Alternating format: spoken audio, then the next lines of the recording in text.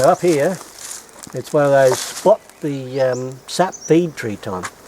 Now the gliders come out at night, and they'll usually, because they've been asleep all day, the first thing they do is go and look for some breakfast.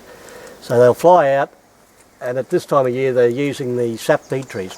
Only one tree, the red mahogany. Those trees are easy to find, particularly when they're active, because the bark actually turns red. And you'll see very distinct lip-shaped cuts that can be quite large, or they can also be very small. And by gouging away the bark with their lower incisors, they then get down to the sap and they use their tongues to lap it up. And they'll spend hours usually on a feed tree.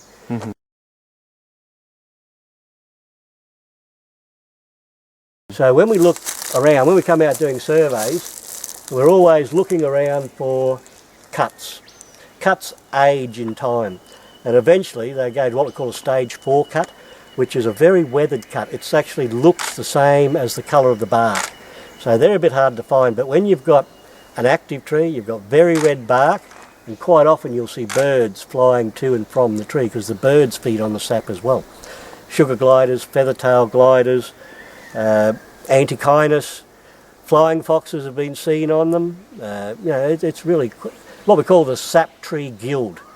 So this tree is the tree of life for the yellow-bellied gliders and a whole range of other animals in this forest. So if you're looking, you'll see up here, and I'll point you in that direction, but the trained observer will tell you, look, there's a sap feed tree, and I know because someone's put orange tape there and made a nice little path for us to follow. So we'll go up and have a look. This is called Amanda's tree. They all have numbers, some have names.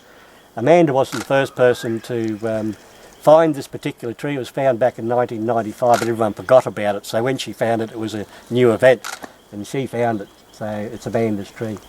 So we'll go up and have a bit of a squiz at an active feed tree.